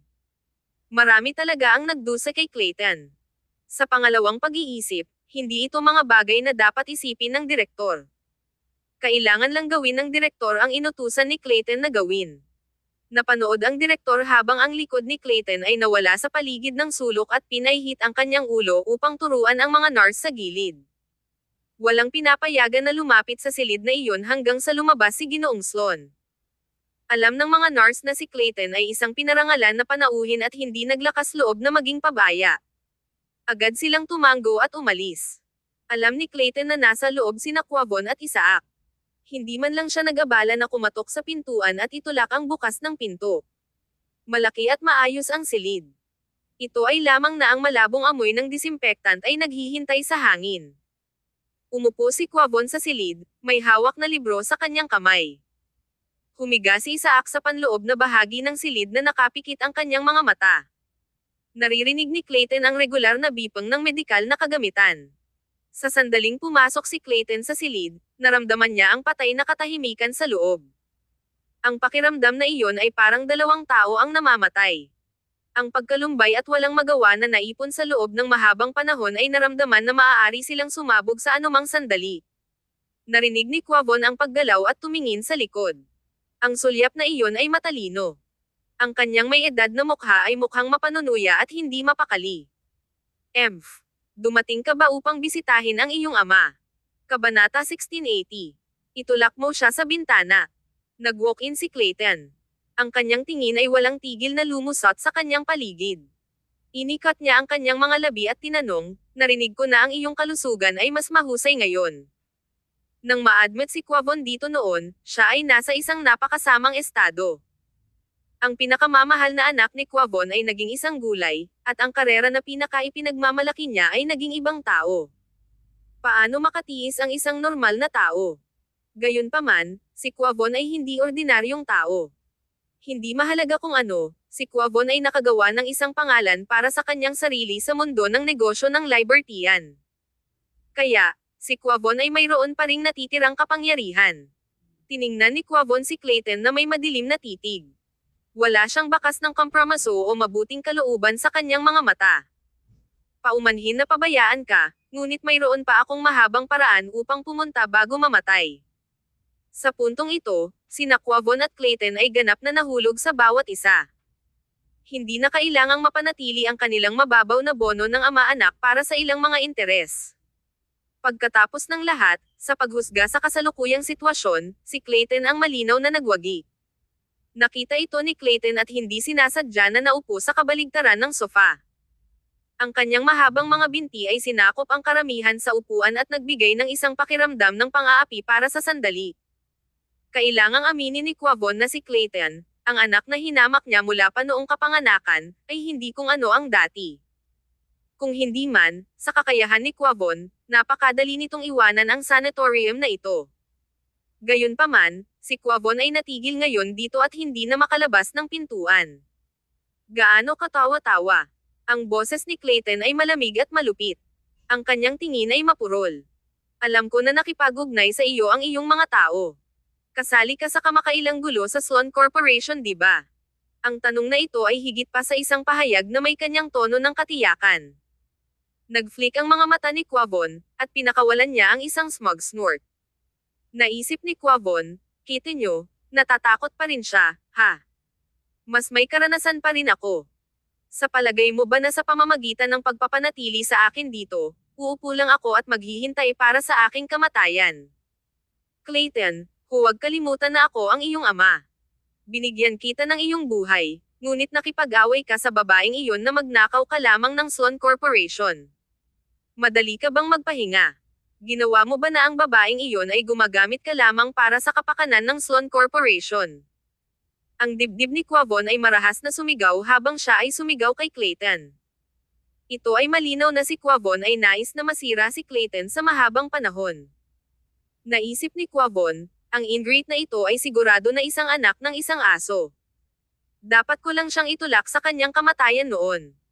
Naghintay si Clayton na matapos ang pagmumura ni Quavon bago itaas ang kanyang mga talukap ng mata. Ang mga sulok ng kanyang mga labi ay may hawak na isang walang malasakit na sneer. Lubos akong pinarangalan na magamit niya ako. Ngumiti siya. Nang mabanggit niya si Nicole, ang kanyang tingin ay lumambot ng ilang sandali bago ito mabilis na lumipas. Kapag tiningnan siya muli kay Quavon, ang mga mata ni Clayton ay kasing lamig na parang nagyelo sila. Ikaw, ingrate. Alam ko na ikaw ay isang taksil na makakasama sa aming pamilya.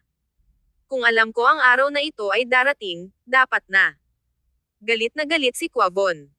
Tumahimik siya para sa isang segundo sa puntong siya ay pinakanabalisa. Tumawa si Clayton at nagsalita sa isang magaan na tono. Dapat ay itulak mo rin ako sa labas ng bintana. Nanlaki ang mga mata ni Quavon at tiningnan niya si Clayton na hindi kapanipaniwala. Mapatla ang mukha niya. Ano ang sinabi mo? Si Quavon ay natatakot at haka-haka kung may alam si Clayton. Hinaplos ni Clayton ang sulok ng kilay niya. Malalim at malamig ang boses niya.